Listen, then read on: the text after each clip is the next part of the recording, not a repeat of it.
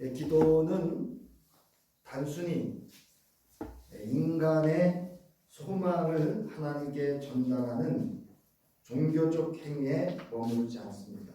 여러분 기도하실 때 무엇 하여 주옵소서라고 기도하셔도 됩니다. 근데 거기에만 머물러 있어서는 안 됩니다.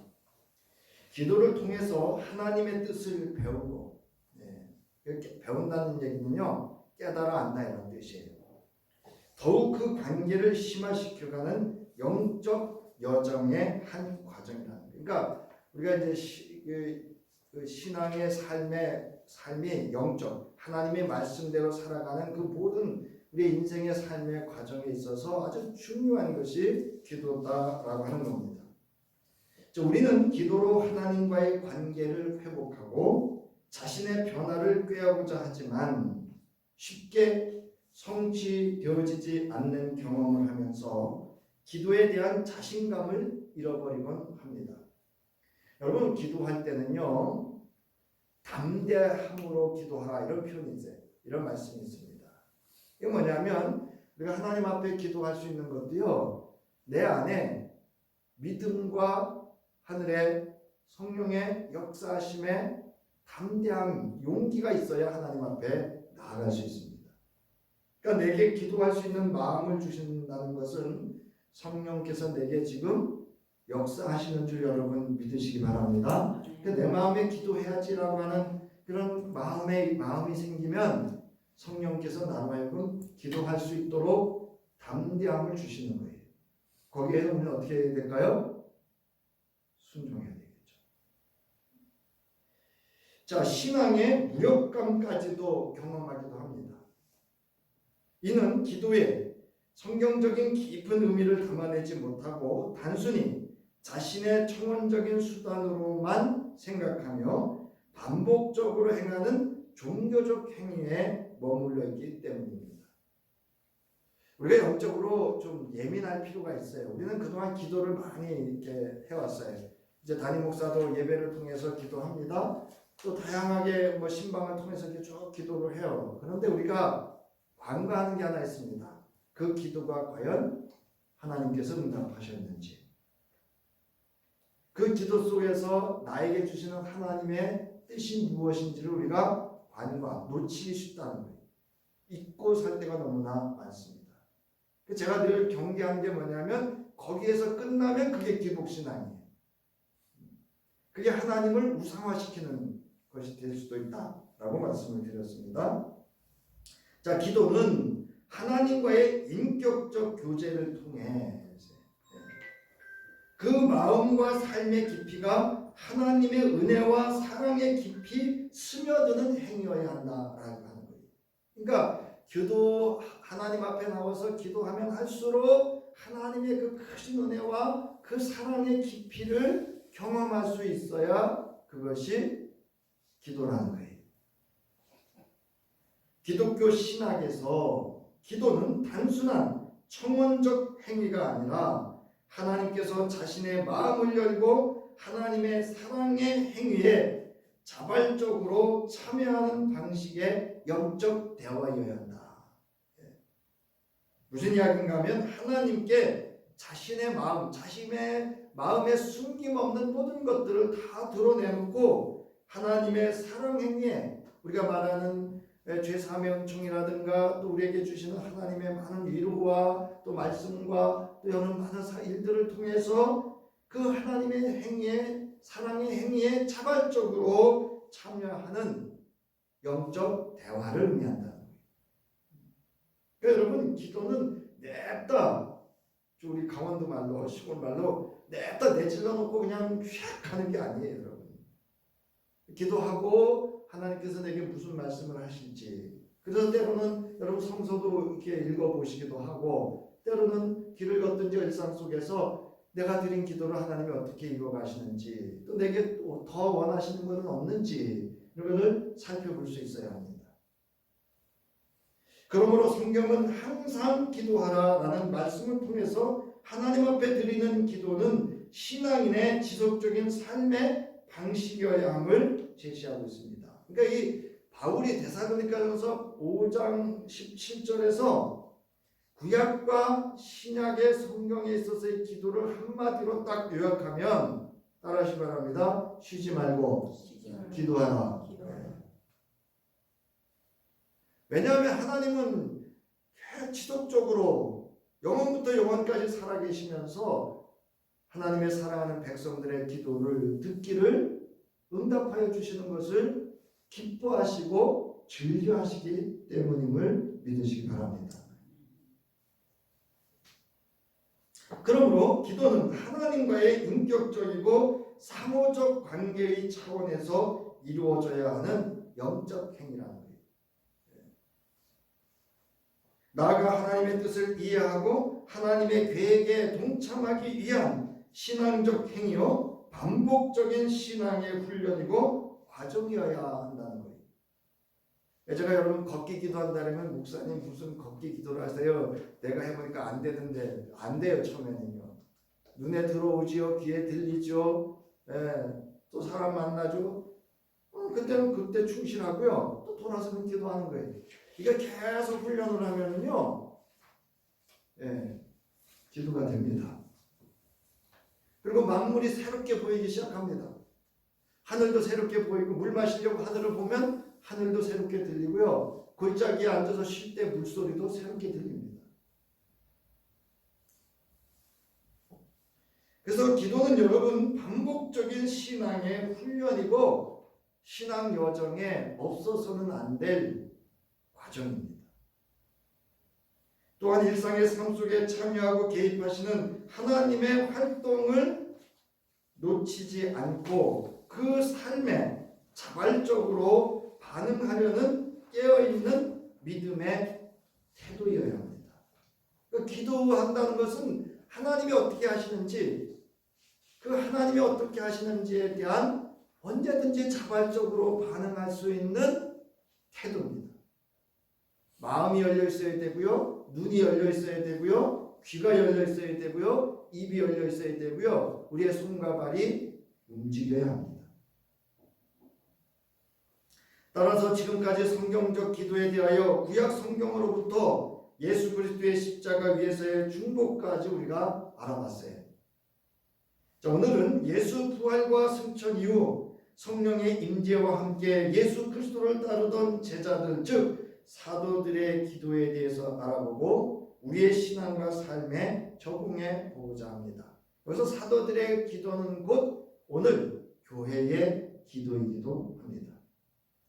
자, 오늘 본문의 배경은 예수께서 고난을 받으신 뒤에 자기가 살아계심을 여러 가지 증거로 드러내셔요.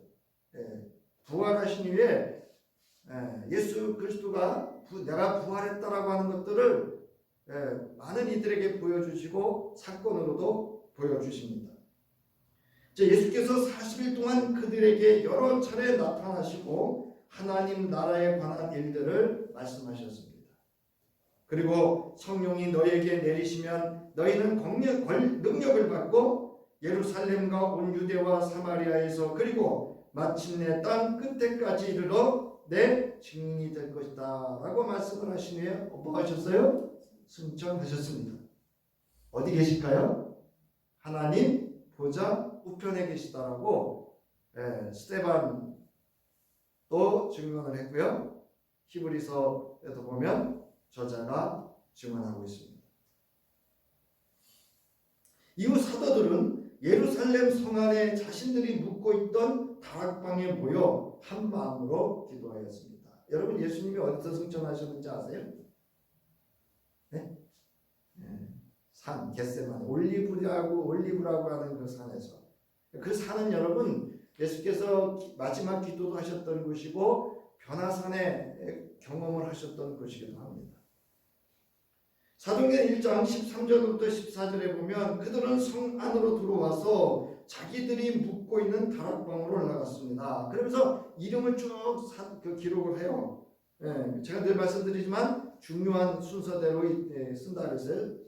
배열을. 그래서 베드로를 시작해가지고 유다까지 다 쓰고 기록을 하고 그 다음에 여자들과 예수의 어머니 마리아와 예수의 동생들과 함께 모여서 뭐 했습니까? 한 마음으로 뭐 했어요? 기도했습니다. 여러분, 교회는 기도하는 곳이어야 합니다. 아멘. 그래서 여러분, 뭐 선교회를 하시던 뭐 식사를 하시던 모든 순서에 있어서 시작과 끝은 뭐예요? 기도여야 합니다. 여기 보면 마음을 같이하여라고 하는 것은 한 마음을 가지고, 이게 무슨 얘기냐면 여러분, 한 마음을 가지려면 어떻게 해야 될까요? 주님의 말씀을 붙잡는 데 있습니다. 또한 힘쓰더라 해서 힘쓰더라. 굳게 계속하다라는 의미로서 부지런히 인내하며 견뎌내는 또는 꾸준히 집착하는 이라는 의미를 함이 다 포함하고 있는 그런 단어입니다. 그러니까 여러분 기도할 때는요, 왜 여러분 기도할 때 교회에서 못 움직이게 하게 하시는지 아시죠? 요즘은 뭐 기도할 때 휴대폰도 보고 뭐 다 자유롭게 왔다 갔다 하고 들어가나 눈 감은 사이에 뭐 가서 물러가 이러잖아요. 근데 여러분 장로회 교회에서는요, 기도할 때는 저기 지키고 있어요. 아무도 못 움직여요. 오히려 찬송할 때 움직이게. 왜 그럴까요? 기도는 누가 들으시고 하나님이 그 지금 현장에 와서 들으신다는 믿음으로 그렇게 하는 겁니다. 오순절이 되어서 모두 한 곳에 모여 굳게 기도를 계속하고 있던 그들 위에 뭐가 임했습니까? 성령이 권능 가운데 임재하였습니다. 사도행전 2장 2절부터 4절을 보면 그때는 언제예요? 한 마음으로 힘써 뭐 할 때? 기도할 때. 여러분, 성령의 역사는요, 기도하는 곳에 있습니다. 즉 말씀 붙잡고 열심을 다하여 기도할 때, 여러분 우리가 성령의 은사를 체험할 때 언제였어요? 저기 뭐 대면 걸어갈 때, 물론 하나님이 필요하시면 그렇게 하실 수도 있지만 우리가 전혀 찬송하고 전혀 우리가 한 마음으로 기도할 때 뭐가 일어났어요? 성령의 역사와 은사가 나타났다는 겁니다. 여러분, 저나 여러분이나 내 안에 성령의 권능과 능력이 충만하지 않으면 헛소리하는 거예요. 위장하고 포장해서 하나님의 일을 하는 것처럼 하면서 얼마든지 여러분 포장할 수 있어요. 그들이 앉아있는 온 집안을 가득 채웠습니다. 그때 갑자기 하늘에서 세찬 바람이 부는 듯한 소리가 났고 불길이 솟아오를 때 혓바닥처럼 갈라지는 것 같은 혀들이 그들에게 나타났습니다. 하나님의 임재하심이에요. 성령의 임재하심이에요. 성령도 곧 뭐죠, 여러분? 하나님이십니다. 그리고 각 사람 위에 내려앉았어요. 각 사람이라는 것도 중요합니다. 각 사람은 뭐냐면 다르다라고 하는 걸 인정하고 있는 거예요. 그들은 모두 성령으로 충만하게 되어서 성령이 시키시는 대로 각각 방언으로 말하기 시작했습니다. 여러분, 언어가 변했다는 것은 그 존재와 삶의 방식이 변했다는 거예요. 저도 제 아내가 가끔 이렇게 이야기합니다만은 제가 어려서 시골서 자라가지고요, 말이 거칠 때가 있어요. 저도 어떨 때 사실 말해놓고 속으로 깜짝 놀래요. 그래서 어떤 날은 저만 그런 줄 알았더니 제가 같은 고향 선배도 그래요. 한번 얘기를 잘 하시다가 갑자기 거칠어지셔. 이거를 여러분 모성이라 그래요. 모국어라 그래요. 아주 어려서부터 이렇게 배운 언어라 그래요. 그거를 자제하고 절제해야 되는데요, 이게 툭 튀나와요. 네. 근데 이게요, 젊어서는 안 그랬는데 이제 나이가 들어가니까 더해. 그래서 이제 그거 절제하려고요, 많이 좀 이렇게 애를 씁니다. 자, 그래서 이제 여기 보세요. 뭐 어떻게 됐어요? 성령이 임하니까 성령이 충만했어요. 그리고 뭐 하는 대로 했어요? 성령이 시키는 대로 했어요. 내가 충만하니까 누가 시키는 대로 해. 내가 시킨 대로 내 마음대로 하자.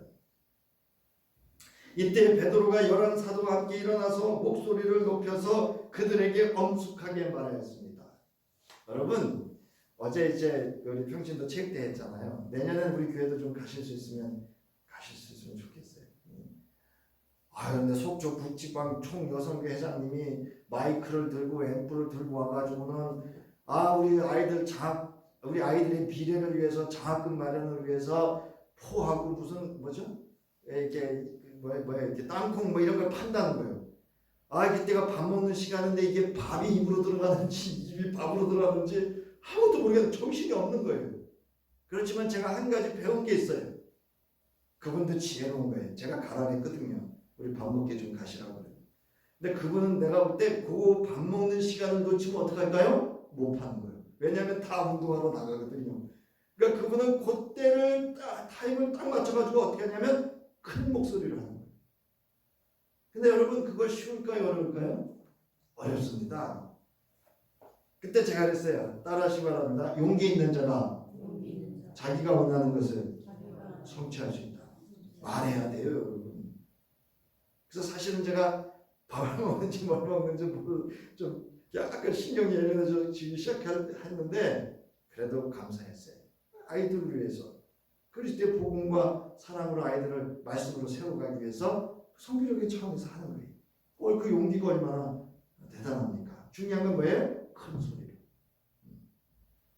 우리가요 예수 믿으세요. 이거 정말 어렵죠. 네, 나 예수 믿어. 이거 처음이 어렵죠. 큰 소리로 한번 말해보세요. 어렵지 않습니다. 그러면 내가 나 예수 믿어 이 순간 말하는 순간부터 내가 나 스스로 어떻게 해요? 절제합니다. 이제 호칭이 바뀌었잖아요. 지방에서. 제 전에는 이제 목사님 이랬는데 요즘은 감사님 이렇게 부르거든요. 이게 호칭이 바뀌었어요. 그러면 제가 그 감리사에 맞는 언어와 행위를 해야 돼요. 나도 모르게 그렇게 딱 돼요. 자, 십자가에 죽고 부활하신 예수가 구약 성경에 예언된 메시아, 즉 그리스도이심을 증언하며 하나님의 복음을 전파합니다. 이 일로 인하여 예수를 따르는 이들의 수가 더해져 가는 일이 일어나게 됩니다. 자, 여러분 내가 예수 믿으세요 그랬는데도 상대가 시큰둥하고 말이 많다는 얘기는 내가 지금 뭐 하지 않다는 거예요? 따라서 성령 충만하지 않다. 내 의지로 하려고 하는 거예요. 성령이 시키는 대로 해야 되거든요. 각각 방언으로, 사실 여기 지금 원고에 넣었습니다만은 각각 방언으로 할 때 각 나라 사람들이요 각 나라 말로 들었다니까요. 우리가 한국말로 하지만 하나님의 말씀에 성령 충만으로 우리가 복음을 전하면요 하나님의 말씀으로 그에게 들려지는 줄 여러분 믿으시기 바랍니다. 내 소리 아니에요. 옆집 아줌마, 옆집 철수 엄마 하는 얘기 아니에요. 사도들을 통하여 성령의 역사와 함께 예수의 이름으로 기사와 표적이 일어납니다. 저희 어머님이 어제 다녀가셨어요. 다녀가시면서 저한테 그러시는 거예요. 내가 늘 기도한대. 무슨 기도를 하시는데 새벽 기도 5명만 참여할 수 있으면 좋겠고 요 뒤에 요 뒤에 이렇게 돌아가 보시면서 기억을 하고 계시더라고요. 나는 여기도 교회를 확장해서 교인들이 앉아서 예배했으면 좋겠다고 기도하신대요. 아멘. 저희 어머니 매일 새벽 매일 전 제 가슴이 확 꺼내지는 거예요. 이게 우리 어머니들 이런 꿈을 가지고 계신데 나는 뭐지? 이 일이 일어난 일을 본 이들이 몹시 놀라며 이상하게 여기게 됐습니다. 이런 교회 될 수 있으면 좋겠어요. 아멘. 우리 교회에서요 이런 그 표적 기사와 표적이 일어나는 거예요. 그러시면 하시는 말씀이 거드리 교회에서 병 고침을 받고 세상에 소문이 확장돼서 부흥했으면 좋겠다 이렇게 어머니 얘기하시더라고요. 예루살렘 성 안에 여러분 소동이 일어났어요. 이제 이게 조용하던 예루살렘 성에 예수를 그리스도 부활했다고 하지나 십자가에 못 박혀 죽은 그가 너희들이 십자가에 못 박혀 죽인 그가 부활했다고 하지 않나? 그가 그리스도라고 하지 않나? 기사와 표적이 일어나지 않나? 여러분 우리 교회가 이렇게 거두리 지역과 춘천시에 이런 일들로 소동이 일어나게 할 수 있는 교회이기를 바랍니다. 여러분 주위의 사건과 일도 교회가 소동스러워야 돼요. 세상에. 사도행전 3장 6절부터 10절에 보면 우리가 잘 아는 베드로가 말합니다. 은과 금은 내게 없으나 내게 있는 것을 그대에게 주니 나사렛 예수 그리스도의 이름으로 일어나 뭐예요? 걸으시오. 그래서 그가 걷기도 하고 뛰기도 하고 하나님을 찬양하면서 그들과 함께 성전으로 들어갔어요. 그는 평생 성전에 들어갈 수 없는 부정한 자였어요. 평생 성전 앞에서 구걸해야 돼요. 남이 데려다주고 남이 데려가고. 예. 사람들은 모두 그가 걸어다니는 것과 하나님을 찬양하는 것을 보고 또 그가 아름다운 문 곁에 앉아 구걸하던 바로 그 사람임을 알고서 그에게서 일어난 일로 몹시 놀라며 이상하게 소동이 일어났다는 거예요. 이 일 후에도 사도들은 예수가 그리스도이심을 증언하며 하나님의 복음을 전합니다. 이 증언을 듣고 예수를 믿는 사람이 많으니 남자 어른의 수가 몇 명이요? 5,000명이나 되었다. 베드로가 첫 번째 설교에서 몇 명 믿었죠? 세례 몇 명 받았어요? 네? 3,000명. 여기는 5,000명이래. 무슨 얘기냐 하면 헤아려 셀 수 없을 만큼 뭐하다는 거예요? 많다고 뜻이에요. 계속 믿는 사람 수가 더해간다 이 뜻이에요. 이를 지켜보고 있던 제사장들과 성전 경비대장과 사두개파 사람들이 사도들에게로 몰려왔습니다. 여기 바리새파가 아니고 사두개파. 사두개파는요 부활을 안 믿어요. 그들은 사도들이 백성을 가르치는 것과 예수의 부활을 내세워서 죽은 사람들의 부활을 선전하고 있는 것에 격분해서 사도들을 붙잡았으나 날이 이미 저물었으므로 다음 날까지 가두어둡니다. 이튿날 유대의 지도자들과 장로들과 율법학자들이 예루살렘에 모였습니다. 대제사장 안나스를 비롯해서 그 밖에 대제사장 가문에 속한 대제사장들이 대제사장은 한 명이어야 되는데요. 이게 여러 명이 나온다는 얘기는요. 타락했다는 얘기예요. 참여한 가운데 사도들을 가운데 세워놓고 신문을 합니다. 그리고 절대로 예수의 이름으로 말하지도 말고 가르치지도 말라고 엄중하게 경고하고 위협한 후에 놓아줍니다. 이게 여러분 지금 2000년 전에 남해 사건이니까 그렇죠. 누가 여러분 동네 사람들이 쫙 모여있는 데서 당신 동네에서 예수 이름 한 번만 전해봐 그러면서 위협해보세요. 여러분 보따리서 이상할걸요? 쉽지 않아요. 여러분. 이렇게 풀려난 사도 베드로와 요한은 그 길로 동료들에게 이 사실을 낱낱이 알리고 함께 기도합니다. 본문에서 저자는 이때의 사도들이 드렸던 기도의 내용과 그 결과를 기록하고 있습니다. 본문의 예수 부활이고 오순절에 임한 성령의 역사로 말미암은 사도들의 기도에서 성경적 기도를 오늘 본문에서 알아보고자 합니다. 자, 먼저 언제 기도했느냐는 겁니다. 여러분 언제 기도해야 되죠? 앞서 도입부에서 말씀드렸듯이 기도는 지속적으로 항상 쉬지 않고 깨어있어 기도해야 된다. 이것이 성경적 기도다 말씀을 드렸습니다. 미리 말씀을 드릴게요. 언제 기도해야 되느냐 따라하세요. 지금. 여러분 지금 기도해야 돼요. 기도는 미루는 게 아니에요. 본문에 알 수 있듯이 사도들은 예수께서 부활하시고 승천하시기까지 그리고 성령이 임재한 후에도 기도를 쉬지 않았습니다. 이렇게 깨어 기도를 쉬지 않던 사도들에게 예수께서 말씀하셨던 일을 직면하게 됩니다. 마태복음 5장 11절부터 12절을 보면 너희가 나 때문에 모욕을 당하고 박해를 받고 터무니없는 말로 온갖 비난을 받으면 복이 있다. 너희는 기뻐하고 즐거워해라. 그러면서 너희보다 먼저 온 예언자들도 이처럼 고난과 박해와 핍박을 받았고 모욕을 당했다 말씀을 하셨습니다. 이 일이 지금 본문의 사도들에게 일어난 거예요. 지금 본문의 사도들은 예수께서 하셨던 말씀과 같은 상황에 이른 것입니다. 사도들은 고난과 박해에 직면하였을 때 어떻게 했어요? 기도했습니다. 어디에서? 교회에서. 이는 예수를 대적하여 일어난 이들 때문이었습니다. 사도행전 4장 25절부터 27절에 보시면 주님과 그의 메시아에게 대적하였다. 사도 다윗이 그렇게 예언한 거예요. 그래서 헤롯과 여기 보면 27절에 사실 헤롯과 본디오 빌라도가 이방 사람들과 이스라엘 백성과 한패가 되어서 이 성에 모여서 주님께서 기름 부으신 거룩한 종 예수를 대적했다. 그래서 여러분 내가 이 동네에서 예수 복음 전할 때요 내 편 되어 주시는 분은 누구밖에 없어요. 여러분 성령 한 분밖에 없어요. 여러분 세상 사람들이 내가 전도하는데 내 편 되어 줄 줄 아시나요? 아니요. 믿는 사람까지도 내 편 안 되어 주는 때가 많은데. 기도는 어떠한 상황에서도 깨어 시험에 들지 않기 위해 항상 기도해야 합니다. 그러나 어려움 즉 고난과 박해에 막상 직면하게 되면 예수 그리스도를 믿는 나에게 어떻게 이런 일이 일어날 수 있는가라고 반문하고 낙심하며 오히려 기도하지 않게 되는 경우를 경험하게 됩니다. 우리 기도하지 않는 성도님들 뭐 다 기도하시겠지만 아마 이런 경험들이 많다 보니까 기도하면 뭐해? 이래서 기도 안 할 수 있어요.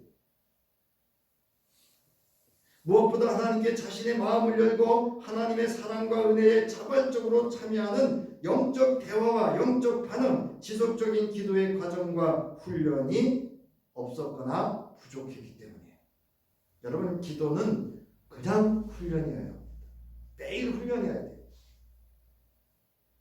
하나님 앞에 기도하는 자리에 머문다는 것은 삶의 우선순위를 정하고 자신의 것에 많은 것을 내려놓음이 있어야 하기 때문에 그렇습니다. 또한 내 뜻을 이루고자 하는 데서 하나님의 뜻을 알고 하나님의 계획에 동참하기 위해 그 삶 가운데에서 자발적으로 반응하고 순종하는 믿음의 태도를 갖는 생활 자체가 기도로 깨어 있어야 하기 때문입니다. 수시로 기도하며 물어야 돼요. 하나님 이렇게 해도 돼요? 본문의 사도들이 처한 상황은 얼마든지 당황하고 낙심하여 예루살렘 성 밖으로 벗어나 이 상황을 회피할 수 있었습니다. 어디로 갈 수 있어요? 냅다 갈릴리로 갈 수 있어요. 그러나 사도들은 모여 한 마음으로 담대하게 오직 뭐에 힘썼어요? 기도에 힘썼습니다. 누가복음 18장 1절부터 8절에 여러분 잘 아시잖아요. 어느 고을에 하나님도 두려워하지 않고 사람도 존중하지 않는 재판관이 있었고 그 고을에 과부한 사람이 있었어요.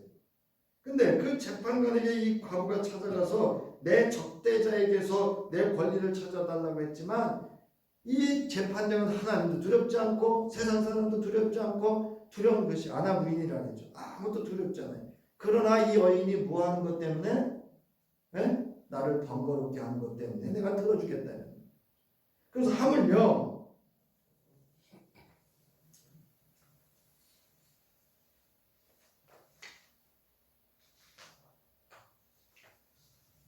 이 불의한 재판관이 하는 말을 귀담아 들어라. 하나님께서 자기에게 밤낮으로 부르짖는 택하신 백성의 권리를 찾아주시지 않으시고 모른 체하고 오래 그들을 내버려 두시겠느냐.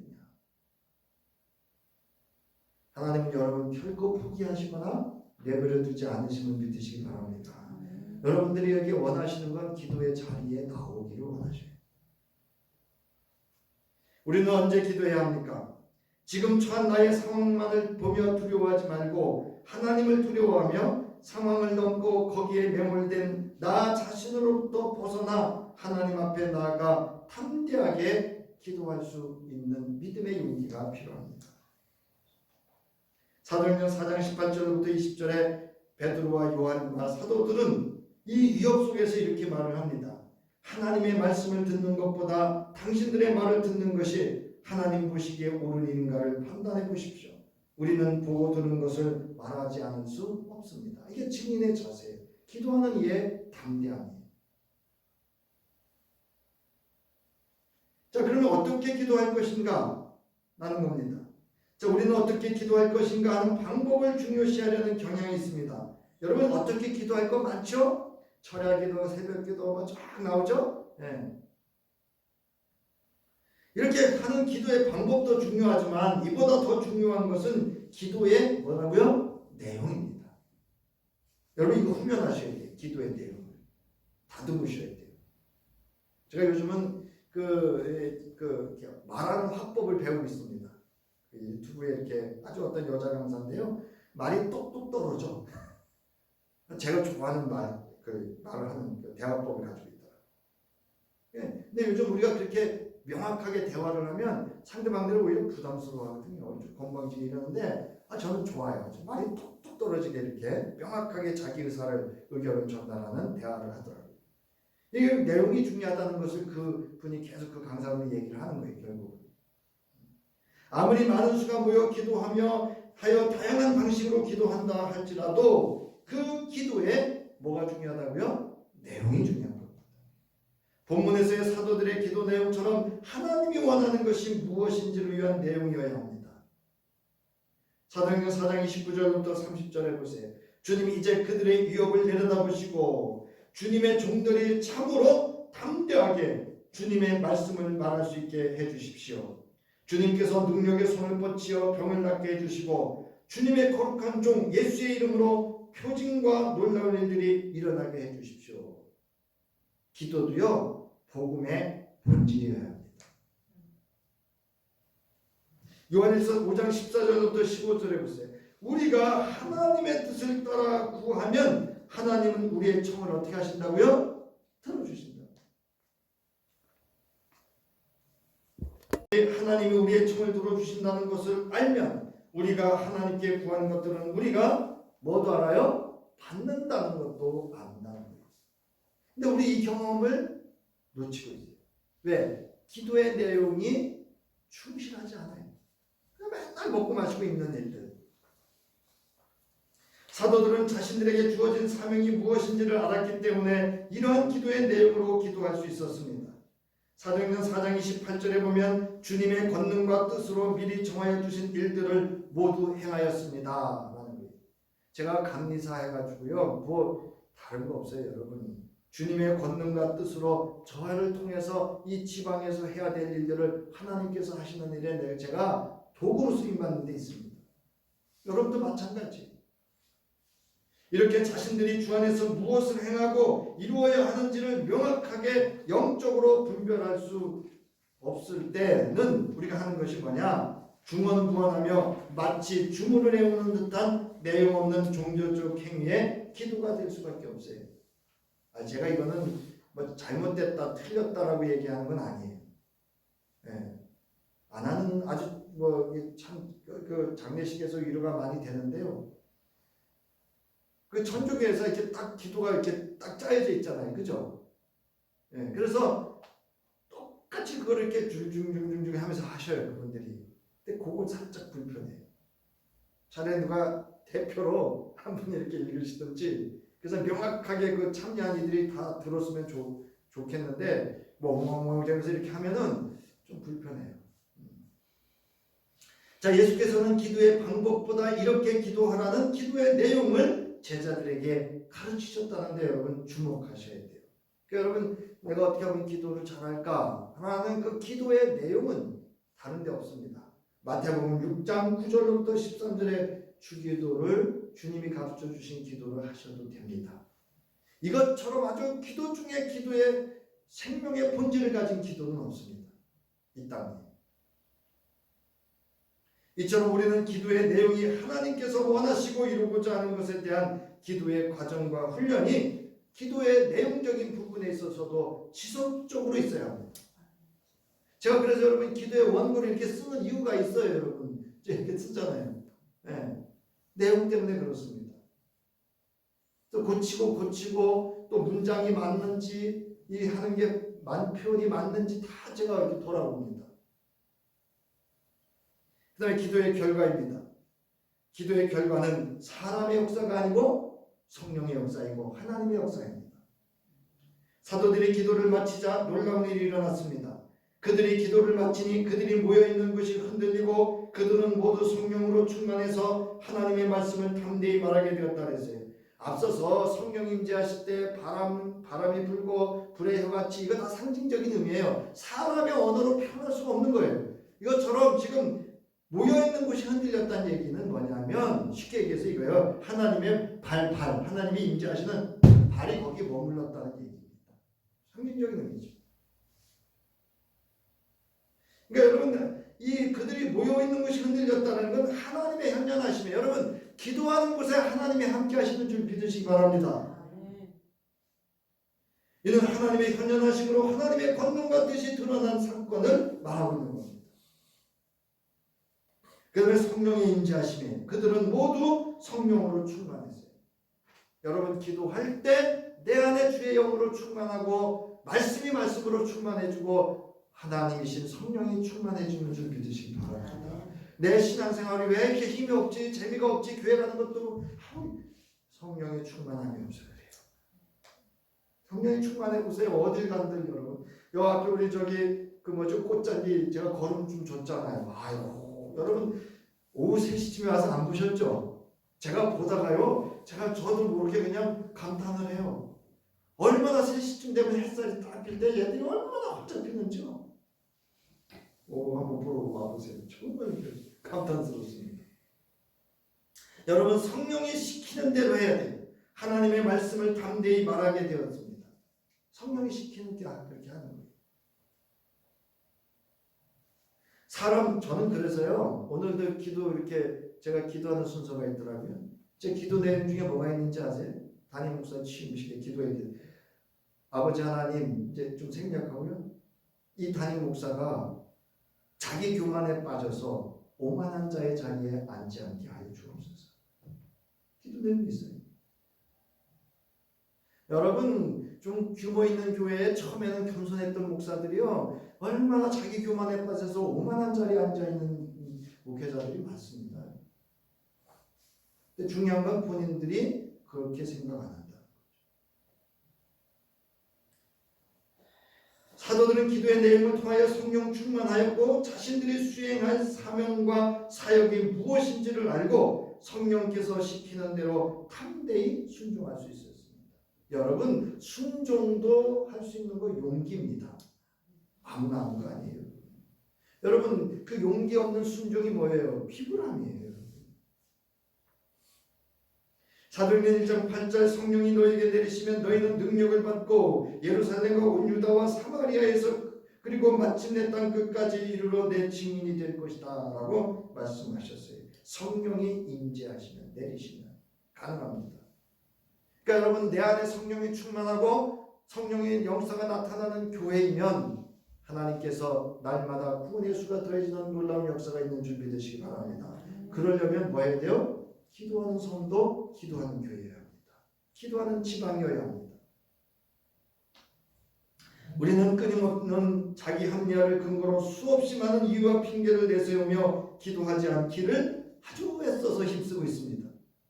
그것은 하나님의 뜻을 구하는 것이 아니라 나 자신만을 위한 청원의 기도에 머물러 있기 때문입니다. 내가 사는 삶의 터전에서 부족함이나 아쉬움을 경험하지 않으며 하나님의 도움 없이도 잘 살아갈 수 있고 불편함이 없다고 여기는 스스로에 대한 확고한 자기 믿음 때문이에요. 네. 여러분, 기도 안 해도 살만하시잖아요. 뭐 아프면 병원 가면 되고. 제가 말씀드리잖아요. 약을 먹어도 뭐하고 드시라고요? 기도하고. 병 고쳐도 어떻게 하라고요? 입원해도 기분, 퇴원해도 기도. 여러분, 식사 기도 꼭 하시기 바랍니다. 세상의 어떤 일에 세상의 소리에 귀 기울이고 이끌려 다니며 사람을 추종하고 미디어에 매인 채 그곳에 진리가 있고 정답과 삶의 길이 있다고 여기며 기도하지 않으려고 합니다. 여러분, 스마트폰은 1시간 때로는 하루 종일 붙들고 있으면서도요, 기도하지 않습니다. 그 스마트폰에서요, 성경 찾아 읽고요, 설교 들으면서도 뭐는 안 해요? 기도만 합니다. 스마트폰에 기도하면 그 대신 다 해주잖아요. 기도.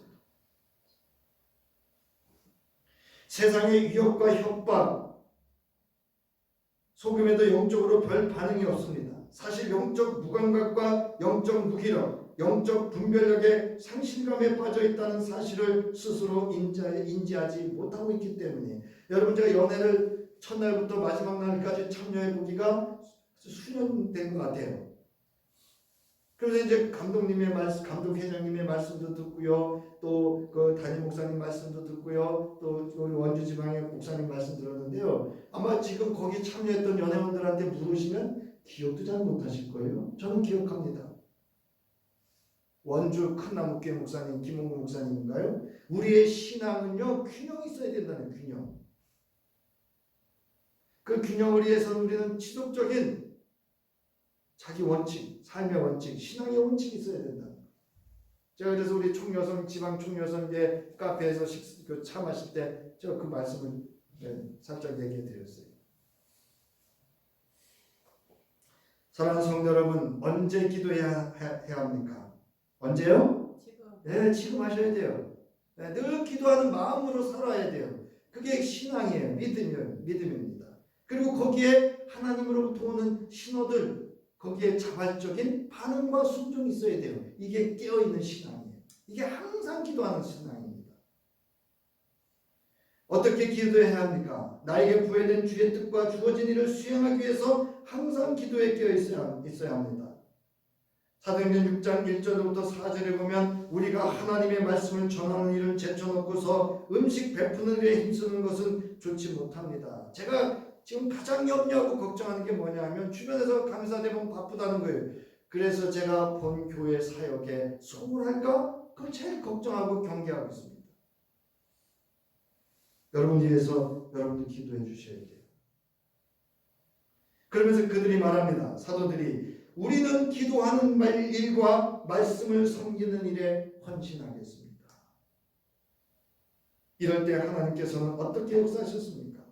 사도행전 6장 5절부터 7절에 보세요. 사도들 앞에 사도들이 말했던 그들을 뽑아서 세웠습니다. 사도들은 뭐하고? 예? 아니 뭐하고? 기도하고 그 다음에 뭐 했어요? 안수했습니다. 하나님의 말씀이 계속 퍼져나가서 예루살렘에 있는 제자들의 수가 부쩍 늘어가고 제사장들 가운데서도 이 믿음에 순종하는 사람들이 많았더라. 기도하는 여러분을 통해서, 기도하는 교회를 통해서, 기도하는 지방회를 통해서 이런 역사가 일어날 수 있기를 주의 이름으로 축원합니다. 기도하지 않으면 아무 역사 일어나지 않습니다.